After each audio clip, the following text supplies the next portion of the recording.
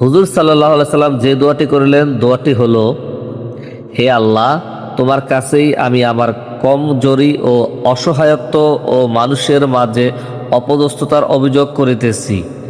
ইয়া আরহামার রাহিমিন, তুমি দুর্বলদের রব এবং তুমিই আমার রব। আমাকে তুমি কাহার সোপর্দ করিতেছ? কোন অপরিচিত পর মানুষের সোপর্দ করিতেছ, যে আমাকে দেখিয়া বিরক্ত হয়, মুখ বিকৃত করে, নাকি আমাকে এমন করে দুশ্মনের সোপর্দ করিতেছ যাহাকে আমার উপর ক্ষমতা দিয়েছ? হে আল্লাহ, তুমি যদি আমার উপর অসন্তুষ্ট না থাকো, তবে আমি কাহারও পরোয়া করি না। তোমার হেফাজতই আমার জন্য যথেষ্ট।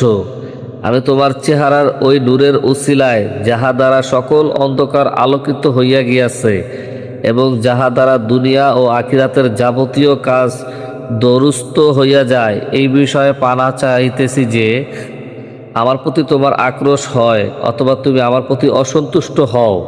তোমার অসন্তুষ্টি দূর করা আমার জন্য জরুরি যতক্ষণ না তুমি সন্তুষ্ট হও।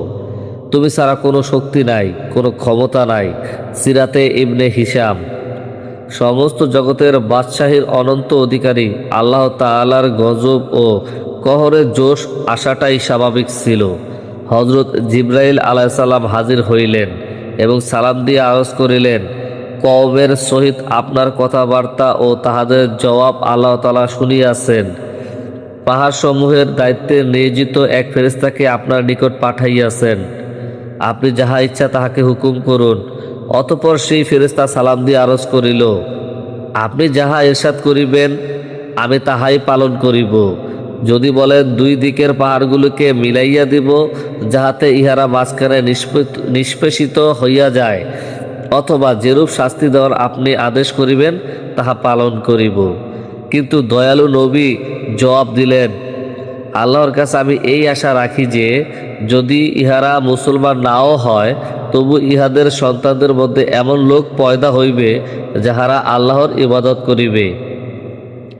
ফায়দা হলো, ইহা হইল সেই দয়ালু নবী সাল্লাল্লাহু আলাইহি ওয়াসাল্লামের সুমহান চরিত্র, যাহার নামে আমরা আমাদের পরিচয় দিয়া থাকি। কেহ সামান্য গালি দিলে, সামান্য কষ্ট পৌঁছাইলে আমরা এমন উত্তেজিত হইয়া পড়ি যে সারা জীবনও উহার প্রতিশোধ নেওয়া শেষ হয় না। জুলুমের উপর জুলুম করিতে থাকি। ইহার পরও উম্মতে মুহাম্মাদি ও নবীর অনুসারী হইবার দাবি করি। আর নবী করিম সাল্লাল্লাহু আলাইহি সাল্লাম এত কঠিন অত্যাচার ও কষ্ট সহ্য করা সত্ত্বেও কোনো বদদোয়া করিলেন না এবং কোনো প্রতিশোধ নিলেন না। তো আশা করি এ থেকে আমাদের অনেক কিছু শিক্ষার আছে। যদি আজকের এই ভিডিওটি ভালো লাগে, অবশ্যই চ্যানেলটি সাবস্ক্রাইব করবেন। নতুন নতুন ভিডিও পেতে চাইলে আমার এই চ্যানেলের সাথেই থাকবেন। ধন্যবাদ সবাইকে। আসসালামু আলাইকুম।